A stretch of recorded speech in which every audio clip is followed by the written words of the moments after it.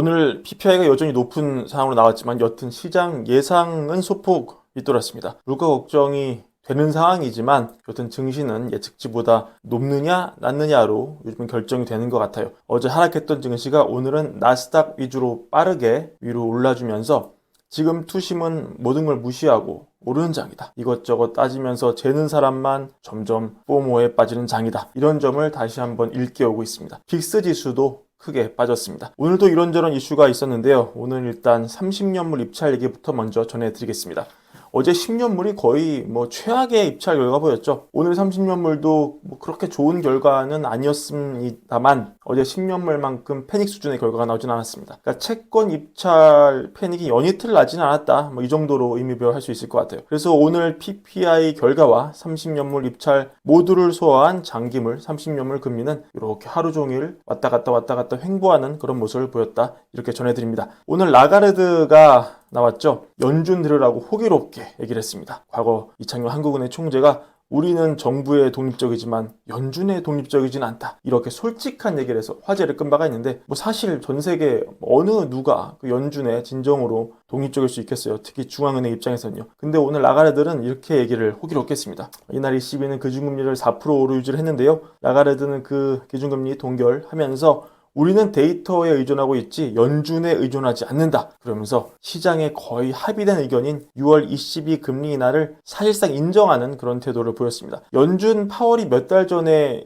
얘기한 것과 같은 얘기도 하는데요. 물가가 2%로 내려간 다음에 그때야 금리를 인하하면 너무 늦다. 바로 이것이었습니다. 왜냐하면 금리를 내리고 그게 시차를 거쳐서 정책에 반영될 때까지는 시간이 걸리기 때문이죠. 사실 아까 속보 시간에 전해드렸지만 오랜 기간 완화적인 통화 정책으로 일관하던 일본도 미국이 금리 먼저 내려주기를 기우제를 지내다가 결국 일본은 먼저 마이너스 금리를 포기를 했고요. 유럽도 긴축을 유지하고 있었지만 어떻게 보면 미국이 먼저 금리를 내리면 그 뒤에 내리려고 참 침체 국면에도 부단히 애를 쓴 흔적이 그럼 보입니다. 왜냐면 결국은 환율이거든요. 유럽이 먼저 내리면은 유럽 역시 환율이 깨지고 그러면 수입 물가 다시 올라가고 수출에서는 이득을 볼지 모르겠지만 결국 수입 물가 상승에 따른 인플레 악영향이 있지 않습니까? 하지만 유럽 입장에서는 버티면은 미국이 기다리면 먼저 내릴 것으로 봤는데 지금은 미국이 너무 혼자 독점해서 잘 나가고 있잖아요. 유럽 다세 국가들이 지금 마이너스 성장하는데 3% 넘게 성장하고 작년 3분기에는 5% 성장 찍고요. 이렇게 올해 들어서 또 인류와 물가가 또 안 좋게 나오고 이러면 미국은 유럽 금리는 사실상 물 건너간 거 아닙니까? 그러니까 더 기다리다가 유럽 경기 완전히 망가지겠다 이렇게 생각한 유럽은 이제 환율의 불확실성을 딛고 미국보다 먼저 금리나 카드를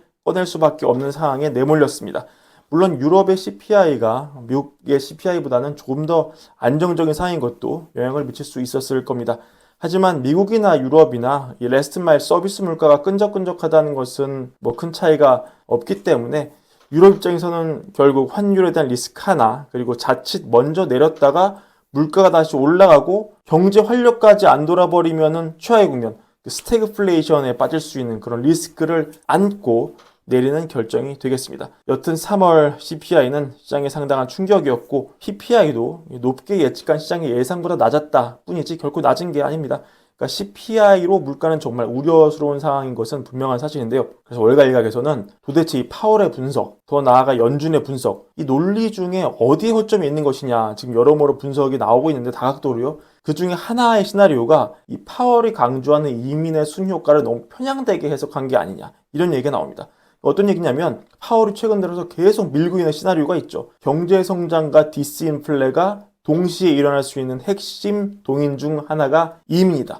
외부에 이민이 들어오면서 노동 생산성이 높아지고 공급선이 오른쪽으로 이동되면서 이 디스인플레와 경제 성장이 동시에 일어나는 베스트 시나리오가 23년에 일어났고 이게 앞으로도 이어질 수 있다. 이게 핵심 논리 중에 하나 가 될 수 있죠. 근데 이제 따지고 보면은 이게 너무 수요 측면의 입장을 강가한 게 아니냐 이런 분석이 나오는 거예요. 그 뭐냐, 이 들어온 사람들은 미국이라는 이 품에 안겨서 이 미국이라는 소비 대국에 안겨서 이 버는 족족 쓰고 또 이 엔겔 지수가 높은 분일 거 아니에요. 왜냐면 소득이 많지 않기 때문에 미국 높은 물가 감면하면은 열심히 버는 대로 써야지 이게 먹고 살 수 있지 않습니까? 그래서 이 한 개의 소비 성향이 높은 분들이 하루 벌어 소비하고 이런 것들이 합쳐져서 총수요 측면도 상당히 자극한 측면이 있다. 그러니까 여기서 아까 공곡선이 이렇게 이동하는 그런 효과도 당연히 있는 거지만 반대로 총수요 곡선이 B에서 A로 이동하는, 그러니까 이 경우에는 또 소득은 올라가지만 물가는 또 B에서 A로 올라가면서 올라가기 때문에 경제는 예상보다 좋을 수 있지만, 왜냐면 수요도 자극되고 공급도 자극되면서 경제는 예상보다 좋을 수 있지만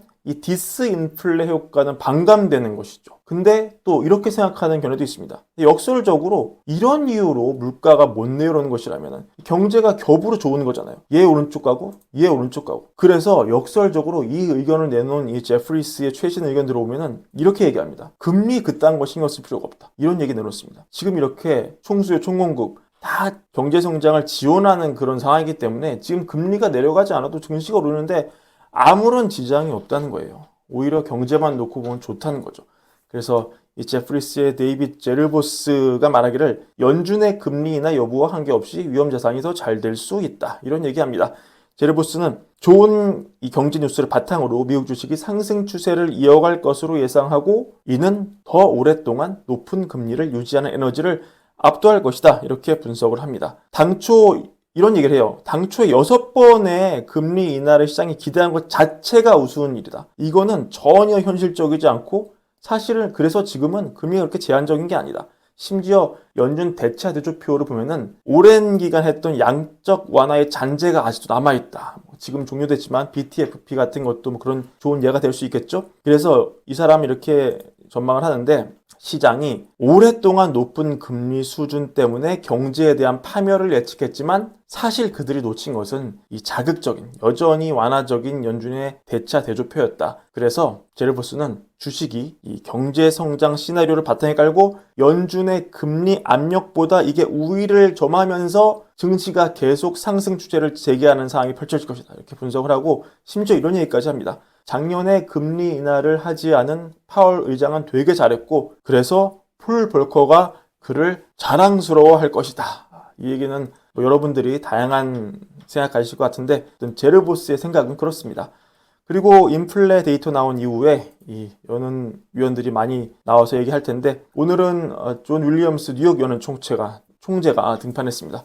내용을 좀 가져와 봤는데 올해 금리는 인하할 것으로 보인다. 인플레가 2%로 점진적으로 내려갈 것이라는 데는 변함이 없고 최근 인플레이션 지표에서 봤듯이 그 과정에서 충돌은 있을 수 있다. 3월 CPI 역시 충돌에 불과하다. 이전 얘기가 되겠습니다. 연준은 또 CPI는 무시인 거죠. 지난 1, 2월 데이터 무시한 것처럼 3월의 데이터, 3달간의 데이터도 큰 의미를 두지 않는 것입니다. 윌리엄 총재는 올해 PC 전망치를 조금 올려서 2.2에서 2.5로 올렸는데요. 그러니까 영향이 있기는 하지만 이번에 CPI 세부 항목이 올라서 PC에 영향을 주더라도 이 PC가 2% 한참 위로 올라가는 그런 사태는 벌어지지 않는다고 그렇게 보는 것 같아요. 이런 얘기도 하는데요. 이 3달간의 인플레가 실망스럽지만 월별 보고서에 너무 사로잡혀 있으면 안 된다. 결국은 금리를 인하할 필요가 있고 앞으로 몇 년간 금리는 여튼 내려야 된다. 그건 맞다. 그리고 올해 미국 GDP 성장률은 2% 정도 될 거고 실업률은 4 찍고 3 초반 내려갈 거다. 다만 아쉬운 거는 이 주거비 인플레가 생각보다 느리게 내려가서 조금 그런 실망스럽다. 이런 뉘앙스도 밝힌 점 함께 전해드립니다. 자, 이 정도 얘기 챙겨가시면 오늘 좋을 것 같고요. 아마도 앞으로 나올 연준위원 얘기도 큰 틀에서는 크게 다르지 않을 것 같은데 나오는 내용 중에 중요한 내용이 있으면 그때 정리해서 전해드리겠습니다. 자, 오늘 준비한 브랜드의 영상은 여기까지고요. 월가여부 구독과 좋아요, 월가여부 더 많은 사랑, 주변 분들 추천도 잊지 말고 함께 부탁드립니다. 감사합니다.